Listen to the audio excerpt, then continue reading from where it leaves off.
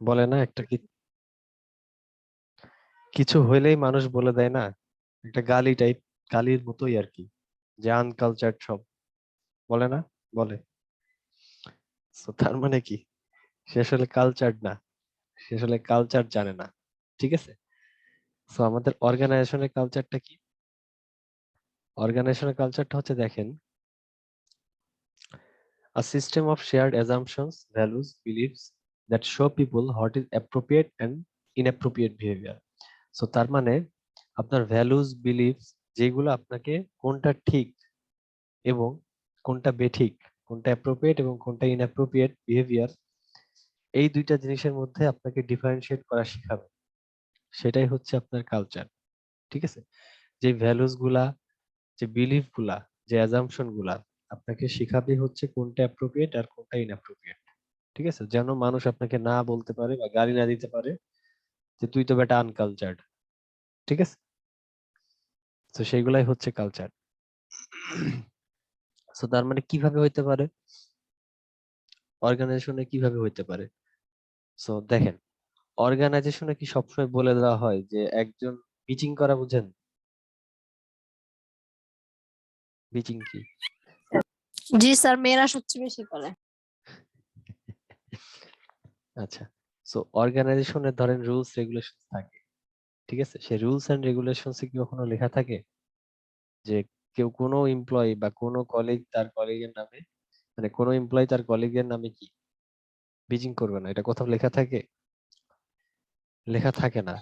ঠিক আছে। না এটা লেখা স্যার। লেখা থাকে না, বাট এটা কি, এটা হচ্ছে আপনার একটা বিলিফ, বা এইটা আপনার একটা অ্যাজাম্পশন যে আপনি ধরেই নিচ্ছেন। ঠিক আছে। আপনি ধরেই নিচ্ছেন যে আসলে কলিগদের নামে এরকম উল্টাপাল্টা কথা বলা, বা তাদের নামে উল্টাপাল্টা কথা, বা তাদের তাদের নামে কুৎসা রটানো আসলে ঠিক না। ঠিক আছে। সো তার মানে কি, তার মানে আপনার একটা অ্যাজাম্পশন বা আপনার একটা বিলিফ আপনাকে শিখাচ্ছে যে কোনটা অ্যাপ্রোপ্রিয়েট আর কোনটা ইনঅ্যাপ্রোপ্রিয়েট। ঠিক আছে। সো আপনার এই যে একটা ধারণা যে আপনার কলিগের নামে কুৎসা রটানো ঠিক না, এই অ্যাজাম্পশনটা আপনাকে একটা ইনঅ্যাপ্রোপ্রিয়েট বিহেভিয়ার থেকে কি বাঁচাইলো। ঠিক আছে। তো এটাই হচ্ছে কালচার। ঠিক আছে। অথবা ধরেন অর্গানাইজেশনে অনেক এমপ্লয়ি আছেন আর কি। ঠিক আছে। তো ওই এমপ্লয়িরা নিজেদের মধ্যে একটা, নিজেরা সবাই লিখিত বা ডকুমেন্টেড আকারে কিছু নাই, বাট তারা সবাই আসলে নিজেদের মধ্যে এই বিলিফ গুলা বা এই ভ্যালুস গুলা বিয়ার করে। ঠিক আছে। সো এটাই হচ্ছে আপনার অর্গানাইজেশনের কালচার। আচ্ছা। সো এখন দেখেন, বলা হচ্ছে যে researchers found a relationship between organizational culture and company performance with respect to success indicators such as revenue, sales volume, market share and stock prices. এটার মানে কি? এটার মানে হচ্ছে যে রিসার্চাররা রিসার্চ করে মানে ফাইন্ড আউট করছে যে একটা অর্গানাইজেশনের কালচারটা যদি ভালো হয়, ঠিক আছে, একটা অর্গানাইজেশনের কালচারটা যদি ভালো হয়, তাহলে সেই অর্গানাইজেশন বা সেই কোম্পানির পারফরমেন্সটাও ভালো হয়। ঠিক আছে। সো কালচার যদি ভালো হয় ভিতরে, ওই অর্গানাইজেশনের পারফরমেন্সটাও ভালো হয় বা কোম্পানির পারফরমেন্সটাও ভালো হয়। সো দেখেন, এটা কিন্তু সত্য কথা। কিভাবে? যে আপনার অর্গানাইজেশনে যদি এইরকম হয় যে প্রত্যেকটা এমপ্লয়ের সাথে সাপে নেউলে সম্পর্ক একদম। ঠিক আছে। দা কুমড়া সম্পর্ক। কেউ কাউরে দেখতে পারে না, কেউ কারোর সাথে কথা বলে না, সবাই যার যার মতো চলে, একজন আরেকজনের নামে উল্টাপাল্টা কথা বলে। ঠিক আছে। ঠিক আছে। সো যদি এইরকম কালচার হয় আপনার অর্গানাইজেশন, সো ওইটা কিন্তু আলটিমেটলি আপনার কোম্পানি বা আপনার অর্গানাইজেশনের পারফরমেন্সে ইফেক্ট ফেলবে। ঠিক আছে। আর আপনার অর্গানাইজেশন বা কোম্পানির পারফরমেন্সে যদি ইফেক্ট ফেলে, তাহলে আপনার রেভিনিউ যেটা, বা আপনার যেটা ইনকাম, এক কথায়, ঠিক আছে, নেট ইনকাম যেটা, আপনার যে সেল গুলা, আপনার যে মার্কেট ভ্যালু গুলা, সবগুলাই আস্তে আস্তে আস্তে কি কি সব কমে যাবে। ঠিক আছে। সো অর্গানাইজেশনের কালচারটা আসলে খুব ইম্পর্টেন্ট। সো তার মানে কি, আপনার এই রেভিনিউ, আপনার প্রফিট, আপনার যে সেল, এগুলোর সাথে আপনার অর্গানাইজেশনের কালচারটা ইনডিরেক্টলি কিন্তু রিলেটেড। ঠিক আছে, রিলেটেড। আচ্ছা। আরেকটা জিনিস হচ্ছে, দেখেন, বলা হচ্ছে culture is a more powerful way of controlling and managing employee behaviours than organisational rules and regulations. ঠিক আছে। মানুষের একটা টেন্ডেন্সি থাকে, কি বলেন তো, মানুষের একটা টেন্ডেন্সি থাকে টু ব্রেক দ্য ল। ঠিক আছে। অথবা মানুষ যে জিনিসটা পায় না, সেটার প্রতি তার আগ্রহ সবসময় বেশি। সবচেয়ে বেশি থাকে। তো ব্যাপারটা হচ্ছে এরকম, সেটা হচ্ছে যে ধরেন যে আপনি কিছু রুলস এন্ড রেগুলেশনস লিখে দিলেন, ঠিক আছে, মানুষের রুলস এন্ড রেগুলেশনস লিখে দিলেন, আপনার অর্গানাইজেশনে কিছু রুলস এন্ড রেগুলেশনস আপনি লিখে দিলেন। সো মানুষের একটা টেন্ডেন্সি থাকবে রুলস গুলা ফলো না করার, এটা একটা টেন্ডেন্সি। আরেকটা টেন্ডেন্সি হচ্ছে আপনি যদিও তাদেরকে ধরে বেঁধে রুলস এন্ড রেগুলেশনস গুলো ফলো করান, তারা আসলে ওইগুলো মন থেকে ফলো করবে না, ঠিক আছে, বা ভিতর থেকে ফলো করা বলে যেটাকে, ঠিক আছে, আর রেসপেক্টের সাথে বা একদম ওন করে ফলো করবে না, ঠিক আছে, একদম ওন করে ফলো করবে না। এর চেয়ে যদি আপনি আপনার অর্গানাইজেশনের কালচারটাই এত কনজেনিয়াল বানান, বা আপনার অর্গানাইজেশনের কালচারটা এত একটা সুন্দর একটা পরিবেশ বানান, ঠিক আছে, ঠিক আছে, একটা সুন্দর একটা কালচার যদি ক্রিয়েট করতে পারেন অর্গানাইজেশনের মাধ্যমে, ঠিক আছে, যেটাতে আসলে এরকম রিটেন বা ডকুমেন্টেড রুলস এন্ড রেগুলেশনস দরকার নাই, ওই কালচারের প্রভাবেই, ওই ভালো কালচারের প্রভাবেই এমনি তারা আপনার রুলস এন্ড রেগুলেশনস এর সাথে কি মানে কোপ আপ করবে, ঠিক আছে, বা রুলস এন্ড রেগুলেশনস গুলোকে মেনটেন করবে, ঠিক আছে। তো তার মানে কি, এমন ভাবে আপনার অর্গানাইজেশনের কালচারটাকে ক্রিয়েট করতে হবে, ঠিক আছে, এমন ভাবে আপনার অর্গানাইজেশনের কালচারটাকে ক্রিয়েট করতে হবে যেন আপনি ইজিলি আপনার আপনার এমপ্লয়ীদের বিহেভিয়ার ম্যানেজ করতে পারবেন এবং কন্ট্রোল করতে পারবেন, ঠিক আছে। সো কালচারটা এমন ভাবে ক্রিয়েট করতে হবে যেন আপনি ইজিলি লিডার হিসেবে তাদের বিহেভিয়ারটাকে কন্ট্রোল এবং ম্যানেজ করতে পারবেন, ঠিক আছে। যদি আপনি এরকম রুলস এন্ড রেগুলেশনস দিয়ে রাখেন, ঠিক আছে, তাহলে আসলে এমপ্লয়িরাও বোর্ড হয়ে যাবে বা তারাও আসলে অনেক সময় মানবে না, ঠিক আছে, বুঝতে পারছেন। তো জিনিসটা হচ্ছে ধরেন আপনি একটা রুলস এন্ড রেগুলেশন লিখে রাখলেন যে এটা করা যাবে না, ঠিক আছে। সো এটা যেহেতু রুলস এন্ড রেগুলেশনস এ লেখা আছে যে এটা করা যাবে না, আপনার এমপ্লয়িরা, কোনো এমপ্লয়ি আসলে ওই কাজটা করবে না, ঠিক আছে। কিন্তু কি দরকার সব সময় এরকম রুলস এন্ড রেগুলেশনস রিটেন বা ডকুমেন্টেড আকারে কেন লিখে রাখতে হবে, কেন সব সময় বই পুস্তকই কেন ফলো করতে হবে, ঠিক আছে। এত সব লেখার তো কোনো দরকার নাই। আপনি আপনার কালচারটা এত সুন্দরভাবে তৈরি করবেন অর্গানাইজেশন, যেন আপনার এমপ্লয়িরা নিজেরাই নিজের তাগিদে, ঠিক আছে, বা নিজেরাই আসলে সব রুলস এন্ড রেগুলেশনস গুলা ফলো করে, ঠিক আছে, এরকম আর কি। আচ্ছা, এখন দেখি হচ্ছে levels of organisational culture. So তিনটা লেভেল আছে একটা অর্গানাইজেশনাল কালচার। ফার্স্টটা হচ্ছে আপনার অ্যাজাম্পশন, এটা হচ্ছে, তারপর হচ্ছে আপনার ভ্যালুস, তারপর হচ্ছে আর্টিফ্যাক্টস। আচ্ছা, অ্যাজাম্পশনটা হচ্ছে সবচেয়ে ভিতরের স্তরের অর্গানাইজেশনাল কালচার, ঠিক আছে, অর্গানাইজেশনাল কালচার। সো দেখেন এটা কি বলা হচ্ছে যে at the deepest level below our awareness, ঠিক আছে, আওয়ার অ্যাওয়ারনেস এর বাইরে, ঠিক আছে, lie basic assumptions, this assumptions are taken for granted and reflect beliefs about human nature and reality. এটা হচ্ছে যে, আচ্ছা, আপনার অর্গানাইজেশনের রুলস এন্ড রেগুলেশনস এ কি কোথাও লেখা থাকে যে আপনি আপনার কলিগকে কখনো মার্ডার করতে পারবেন না? লেখা থাকে? লেখা থাকে না কিন্তু, ঠিক আছে, যে আপনি আপনার কলিগকে কখনো মার্ডার করতে পারবেন না, এটা কখনোই লেখা থাকে না। বাট কি, বাট এই জিনিসটা গ্র্যান্টেড ধরা হচ্ছে। এই জিনিসটা কেন গ্র্যান্টেড ধরা ধরা হচ্ছে? এই জিনিসটা ধরেই না হচ্ছে যে রুলস এন্ড রেগুলেশন থাকুক বা না থাকুক, এই কাজটা কখনো আসলে করবে না মানুষ, কোনো এমপ্লয়ি আসলে এই কাজটা কখনোই করবে না, ঠিক আছে, এবং এই জিনিসটা গ্র্যান্টেড ধরা হচ্ছে, ঠিক আছে, বুঝতে পারছেন। এই জিনিসটা কি কখনো লেখা আছে? কারণ এটা আপনি কেন করতেছেন না? এটা আপনি করতেছেন না আপনার নিজের মোরাল পয়েন্ট অফ ভিউ থেকে, বা এটা আপনি জানেন যে এটা করা ঠিক না, ঠিক আছে, বা নিজের অ্যাওয়ারনেস বা এই জিনিসটা করতেই পারবেন না, ঠিক আছে। সো এইটা হচ্ছে আপনার বেসিক্যালি অ্যাজাম্পশনস, ঠিক আছে। সো যেগুলো অ্যাজাম্পশন, যেগুলো হচ্ছে ধরেই নেওয়া হচ্ছে, যেগুলো টেকেন ফর গ্রান্টেড, ঠিক আছে, যেগুলো টেকেন ফর গ্রান্টেড যে আপনি কখনো এগুলো করবেন না, ঠিক আছে, এই জন্য বলা হচ্ছে টেকেন ফর গ্রান্টেড। কারণ আমি জানি যে আমি রুলস এন্ড রেগুলেশনস দেই দেই কিনা না দেই, আমার এই এক কলিগ আর এক কলিগকে কখনো মার্ডার করবে না, ঠিক আছে, ব্যাপারটা এরকম। আর এটা কি হিউম্যান নেচারকে রিফ্লেক্ট করতেছে, ঠিক আছে, হিউম্যান নেচারকে কিভাবে রিফ্লেক্ট করতেছে? তো হিউম্যান নেচার না, এটা তো ভালো হিউম্যান নেচার, বা এটা তো হিউম্যান নেচারই, কেন একজন একজন মানুষকে মার্ডার করবে, তাই না? আচ্ছা, আর অর্গানাইজেশন কালচারের সেকেন্ড লেভেলে থাকে হচ্ছে আপনার ভ্যালুস। অর্গানাইজেশন কালচারের সেকেন্ড লেভেলে থাকে হচ্ছে আপনার ভ্যালুস। ভ্যালুস গুলা কি? দেখেন, বলা হচ্ছে ভ্যালুস আর শেয়ার্ড প্রিন্সিপালস, স্ট্যান্ডার্ডস, গোলস, ঠিক আছে। ব্যাপারটা হচ্ছে এরকম যে ধরেন আপনারা 7 জন মিলে অনেকদিন ধরে একটা অর্গানাইজেশনে চাকরি করে বা কোম্পানিতে কাজ করে, ঠিক আছে, ঠিক আছে। সো ধরেন আপনাদের এই 7 জন অনেকদিন ধরে কাজ করেন, কোম্পানির প্রতি একটা মায়া হয়ে গেছে বা কোম্পানির প্রতি একটা ফিল চলে আসছে আপনাদের, ঠিক আছে? তো কোম্পানিকে আপনারা ভালোবাসেন বা কোম্পানিকে মনে হয় যে আপনারা নিজেরাই কোম্পানিটাকে ওন করেন, এরকম একটা ফিল আপনাদের মধ্যে চলে আসছে, ঠিক আছে?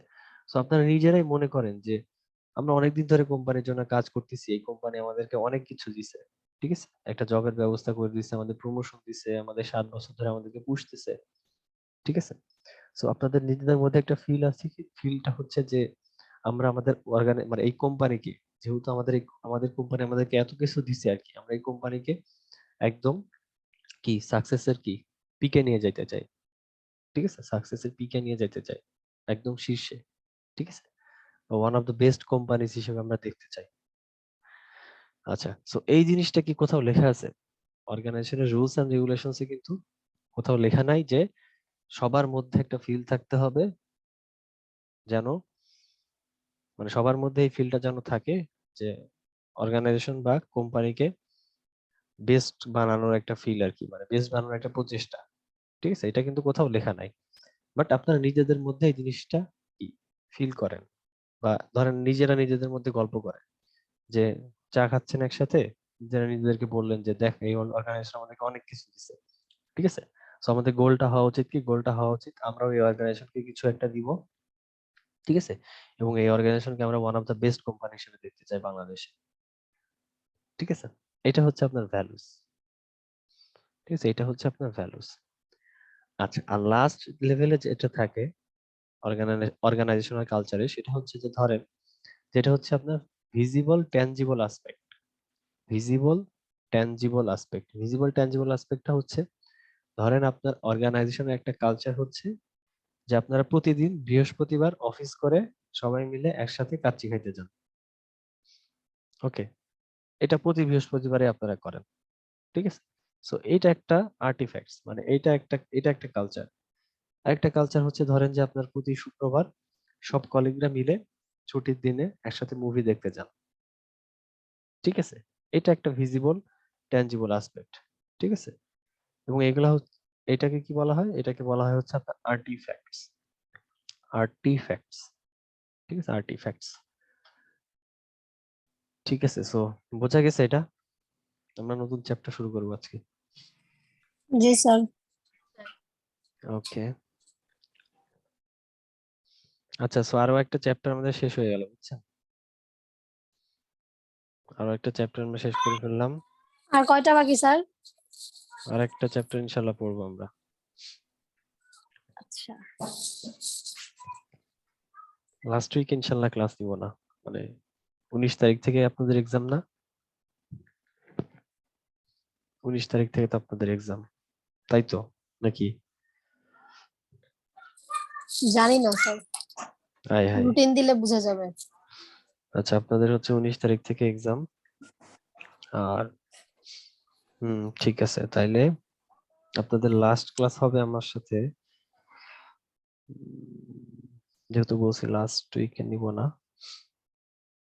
সো প্রবাবলি 8 তারিখে আমার সাথে লাস্ট ক্লাস হবে আপনাদের, ঠিক আছে? সো তার মানে আজকে নেক্সট উইকে আরো 2টা ক্লাস হবে। আচ্ছা, আচ্ছা, সো নতুন একটা চ্যাপ্টার শুরু করতেছি, লিডিং। সো ওই রাজার 2টা ছেলের গল্প কি মনে আছে নাকি কারো?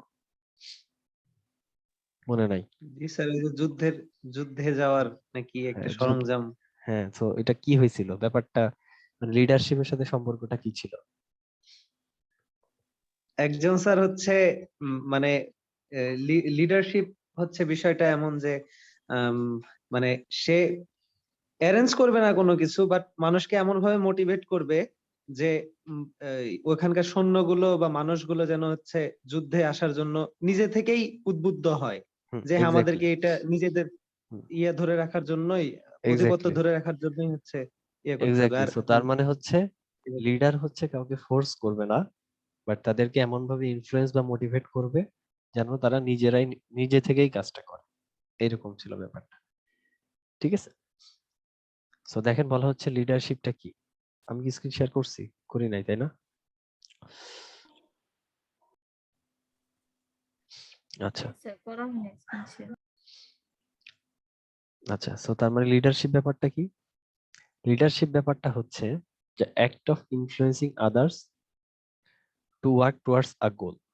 ঠিক আছে, আপনার কোম্পানির বা আপনার অর্গানাইজেশনের তো একটা গোল থাকে, ঠিক আছে, একটা গোল থাকে। এখন সেই গোলটা অ্যাচিভ করার জন্য আপনি লিডার হিসেবে আপনার এমপ্লয়ি বা আপনার সাবঅর্ডিনেটদেরকে আপনি কিভাবে ইনফ্লুয়েন্স করবেন, সেটা হচ্ছে আপনার মেইন কাজ অ্যাজ আ লিডার। আর এটাই হচ্ছে আপনার লিডারশিপ। ঠিক আছে, এটাই হচ্ছে লিডারশিপ। সো দুই ধরনের লিডার আসলে এক্সিস্ট করে, একটা হচ্ছে আপনার ফর্মাল লিডার, একটা হচ্ছে আপনার ইনফর্মাল। ফর্মাল লিডার কি? ফর্মাল লিডার হচ্ছে কাগজে কলমে লিখিত যে লিডারটা, যে আপনাদের ম্যানেজার, আপনাদের প্রজেক্ট ম্যানেজার হচ্ছে শাহিনুজ্জামান প্রান্তিক, সম্ভবত শাহিনুজ্জামান প্রান্তিক সাহেব হচ্ছে আপনাদের প্রজেক্ট ম্যানেজার। ঠিক আছে, তো তাকে একটা ফর্মাল পজিশন দেওয়া হলো যে প্রজেক্ট ম্যানেজার শাহিনুজ্জামান প্রান্তিক, প্রজেক্ট ম্যানেজার এই কোম্পানি। ঠিক আছে, তো তার মানে কি, রিটেন যখন কোনো এরকম একটা ফর্মাল পজিশন থাকে, সেটা হচ্ছে আপনার ফর্মাল টাইপের লিডার। ঠিক আছে, তো তার মানে হচ্ছে আপনাদের সিআর এর মতো। ঠিক আছে, আপনাদের সিআর তো ঠিক করা, সিআর কে সাদ্দাম, আপনাদের সিআর কি সাদ্দাম? সাদ্দামই তো মনে হয়। হ্যাঁ, তো সাদ্দাম জি কি? স্যার, হ্যাঁ, সেমিস্টার সি আর সাদ্দাম। হুম, জি স্যার। সাদ্দাম হচ্ছে সিআর। তো সাদ্দাম একটা ফর্মাল পজিশন আছে, সে হচ্ছে আপনাদের সিআর। বাট সাদ্দামের বাইরেও দেখবেন অনেকে থাকে। ঠিক আছে, যা সাদ্দামের বাইরেও অনেকে থাকে যাদেরকে লিডার হিসেবে কি মানে তার তার তার নামের পাশে হয়তো সিআর ট্যাগটা নাই, বাট তাকে অনেকে তাদের নেতা হিসেবে বা লিডার হিসেবে মানে না। দেখবেন নিজেদের ফ্রেন্ডদের মধ্যেও এরকম থাকে যে ওই ওই রহিম, ধরেন আমার ফ্রেন্ড রহিম, রহিম যেটা বলবে আমরা সেটাই করব।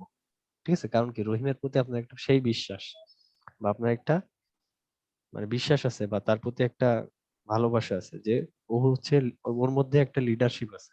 ও যেটা বলবে বা ও যেটা করবে আমরা সেটাই করবো। ঠিক আছে, ওকে ও সবসময় ভালো ডিসিশনটাই নিবে। তো এরকম কয়েকজন থাকে না, যে যাদের আসলে এরকম পথ থাকে না। ঠিক আছে, বাট স্টিল তাদেরকে কি লিডার হিসেবে মানা হয় না, হয় কিন্তু। So, ওরাই হচ্ছে ইনফর্মাল লিডার। ঠিক আছে, ছোটবেলায় আমাদের সবারই এরকম একজন ফ্রেন্ড ছিল, যার কথা বললে বাসায় আর কিছু বলে না। আমার একটা ফ্রেন্ড ছিল, নাম হচ্ছে ইমতিয়াজ। ঠিক আছে, আমি ঘুরে বেড়াচ্ছি এদিক ওদিক সেদিক, এই খেলতে গেছি সেই খেলতে গেছি, এখানে যাচ্ছি ওইখানে যাচ্ছি, ঘুরে বেড়াচ্ছি, জাস্ট বাসায় বলে যাই যে আমি ইমতিয়াজের সাথে যাচ্ছি। তো ওই ইমতিয়াজের নাম বললে বাসায় আর কিছু বলে না, বুঝছেন, এরকম আর কি।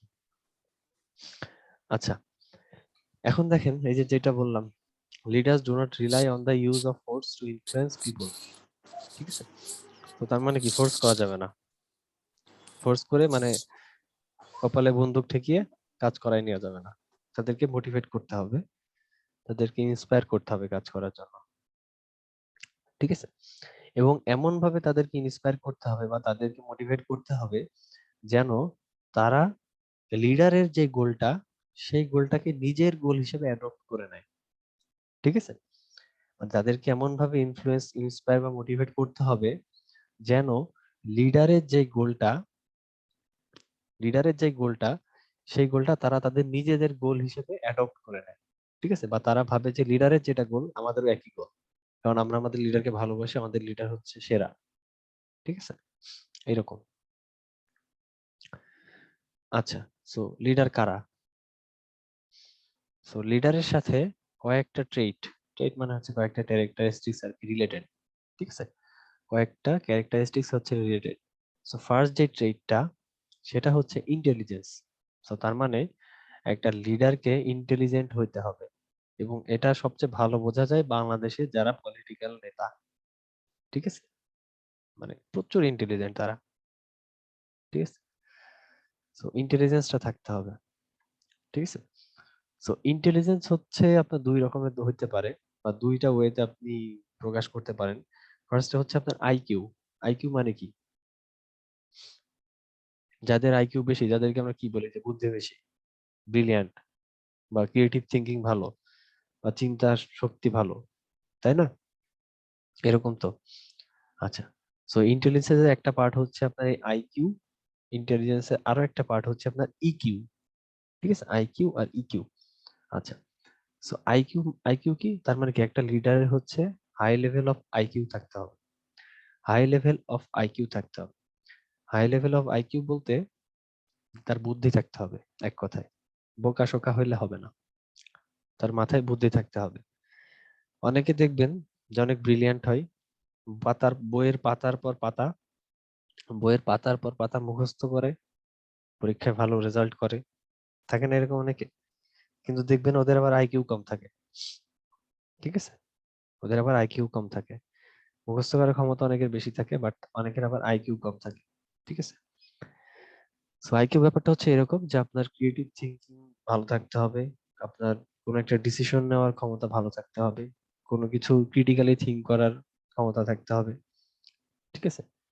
এটা হচ্ছে আপনার হাই আইকিউ। সো একটা লিডারের হচ্ছে এরকম হাই আইকিউ থাকতে হবে, ঠিক আছে?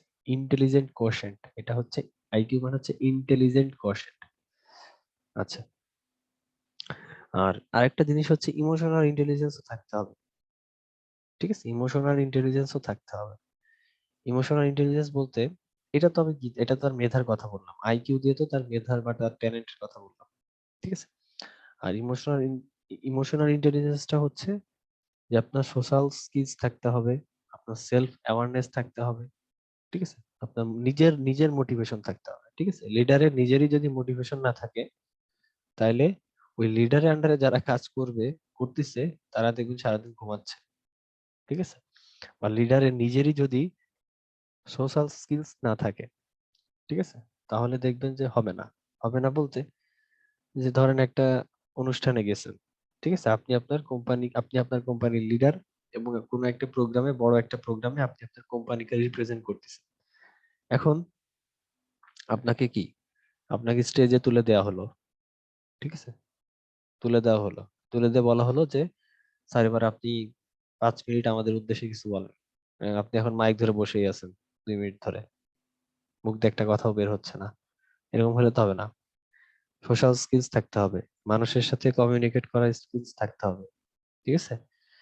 মানুষকে ম্যানিপুলেট করার স্কিলস থাকতে হবে, মানুষকে মোটিভেট করার স্কিলস থাকতে হবে, ঠিক আছে? এগুলো হচ্ছে আপনি ইমোশনাল ইন্টেলিজেন্স।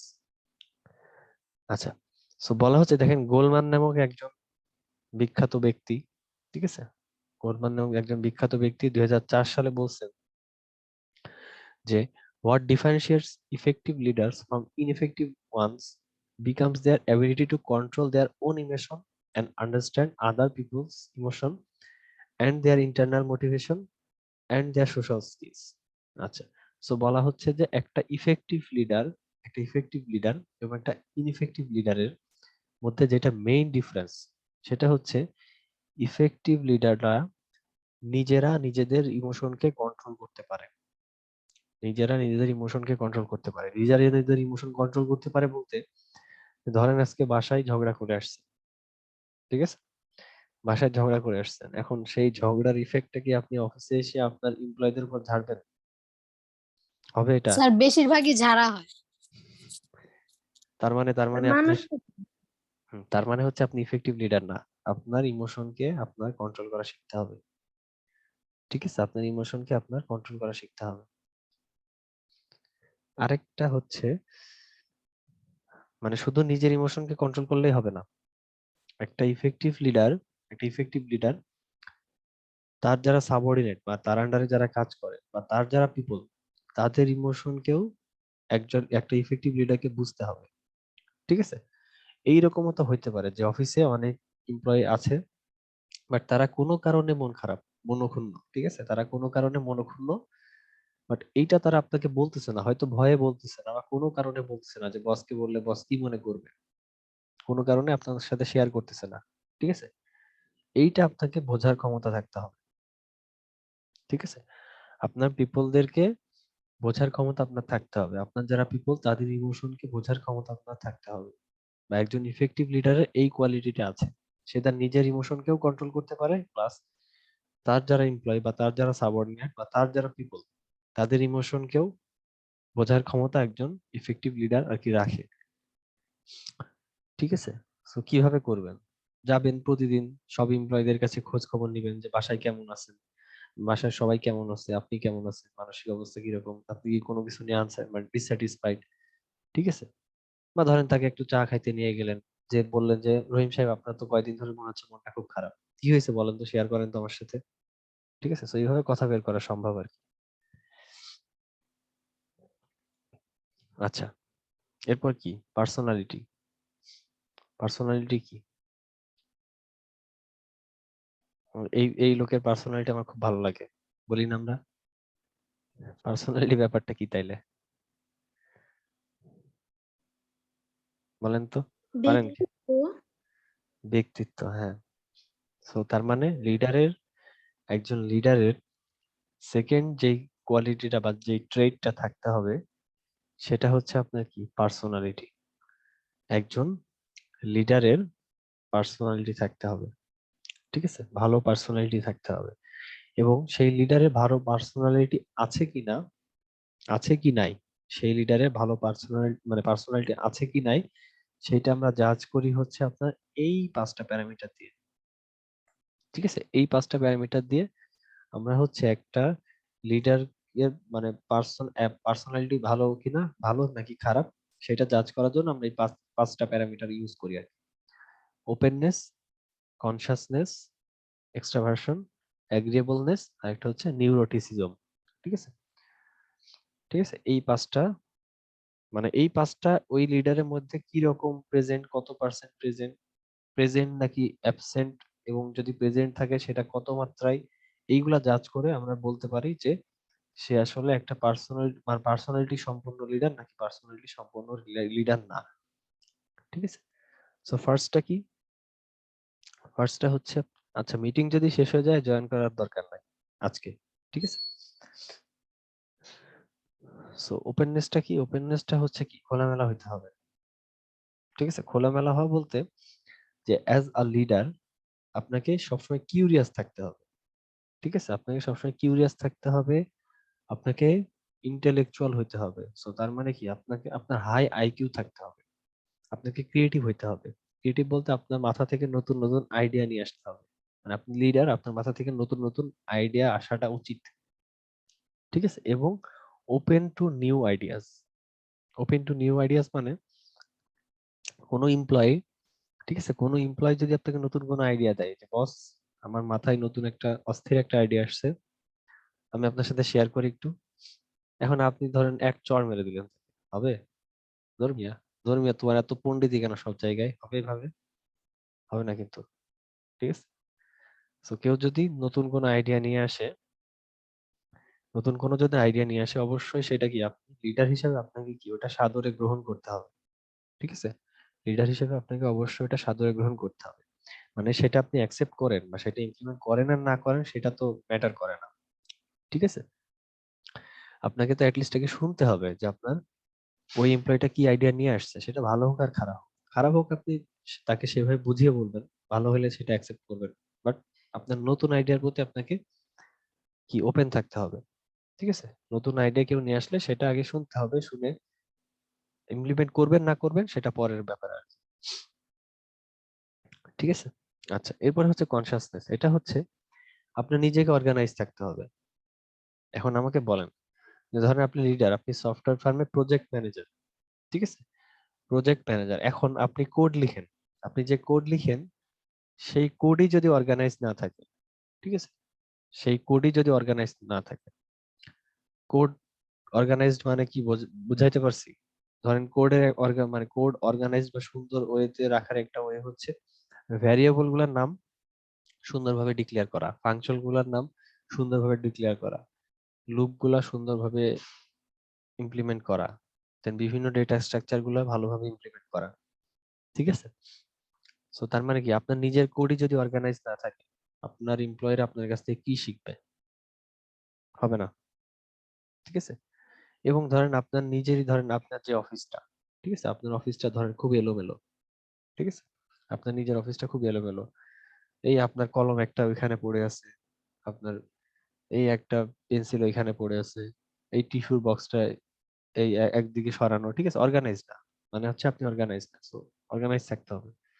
ঠিক আছে, আপনাকে দেখলে যেন আপনার সাবঅর্ডিনেটরা কি ইন্সপায়ার্ড হয় বা তারা নিজেরাও ফিল করে যে আমাদের অর্গানাইজ থাকা উচিত। ঠিক আছে, এবার হচ্ছে আপনাকে কি পাংচুয়াল হইতে হবে, অ্যাচিভমেন্ট ওরিয়েন্টেড হইতে হবে। ঠিক আছে, পাংচুয়াল মানে আপনি যদি প্রতিদিন কি 10টার সময় আপনার অফিস, আপনি যদি লিডার, সেই লিডারই ভাব ধরে আপনি যদি 12টার সময় অফিসে আসেন, হবে? তাহলে আপনার সাবঅর্ডিনেটটা আপনার কাছ থেকে কি শিখবে? শিখবে না কিছু, ঠিক আছে, কিছুই শিখবে না। আচ্ছা, সো এটা হচ্ছে বেসিক্যালি কনসাসনেস। এরপর হচ্ছে আপনার এক্সট্রাভার্সন। এক্সট্রাভার্সনটা কি? এক্সট্রোভার্ট, এক্সট্রোভার্ট হইতে হবে। এক্সট্রোভার্ট কি? বলি না যে তুমি তো বেটা অনেক বাইরের জগতে মেশা, হ্যাঁ ইন্ট্রোভার্ট, অনেকের বলি যে ইন্ট্রোভার্ট, অনেককে এক্সট্রোভার্ট বলি। ঘরের এ- কোনায় থাকতে চায়। হ্যাঁ, এক্সট্রোভার্ট কারা? এক্সট্রোভার্ট হচ্ছে যারা হ্যাঁ অনেক বেশি মিশতে টিশতে পারে সবার সাথে, সব জায়গায় খাপ খাইয়ে নিতে পারে, বা সব জায়গায় যেই ওইখানে নিজেকে মানায় নিতে পারে, ঠিক আছে। সো একটা লিডারকে এক্সট্রোভার্ট হইতে হবে, ঠিক আছে। একটা লিডারকে এক্সট্রোভার্ট হইতে হবে কিভাবে? তাকে টগেটিভ হইতে হবে, সোশ্যালেবল মানে সোশিয়াবল হইতে হবে। দেন হচ্ছে কোনো প্রোগ্রামে গেলে সেগুলো এনজয় করতে হবে। কিভাবে? তো ধরেন আপনি ওই যে একটু আগে যেটা বললাম যে আপনি একটা প্রোগ্রামে গেছেন, প্রোগ্রামে যে চুপচাপ একপাশে বসে আছেন, ঠিক আছে, তাহলে তো হবে না। আপনি একটা প্রোগ্রামে গেছেন, সেখানে অনেক গুণী গুণী ব্যক্তিরা আসছেন, অনেক সম্মানিত ব্যক্তিরা আসছেন, তাদের সাথে মিশতে হবে, তাদের সাথে কুশল বিনিময় করতে হবে, ঠিক আছে, দু একটা কথা বলতে হবে। কারণ কি, দু একটা কথার মাধ্যমে আপনি কিন্তু একটা ক্লায়েন্ট ম্যানেজ করে ফেলতে পারেন, ঠিক আছে। সবার সাথে এরকম মিশতে মিশতে মিশতে হঠাৎ করে একজন বললো যে ভাই আপনার তাহলে তো আপনাদের কোম্পানি থেকে নিয়ে আমি একটা কাজ করাই নিবো, হইতে পারে কিন্তু, ঠিক আছে। তো এই জন্য একটা লিডারকে এক্সট্রোভার্ট হইতে হবে, এটাই হচ্ছে এক্সট্রাভার্সন। এরপর হচ্ছে লিডারকে অ্যাগ্রিয়েবলনেস হইতে হবে।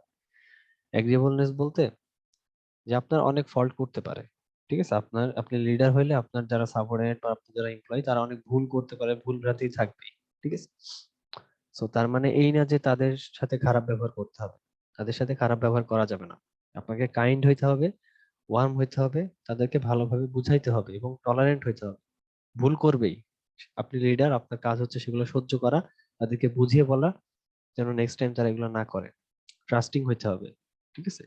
কোনো সাবঅর্ডিনেট কে অবিশ্বাস করা যাবে না। এই আমার 10,000 টাকার হিসাব মিলছে না কেন, তার মানে তোমাদের মধ্য থেকে কেউ একজন এই টাকাটা কোনোভাবে সিস্টেম করে ফেলছে, এটা বলা যাবে না, ঠিক আছে।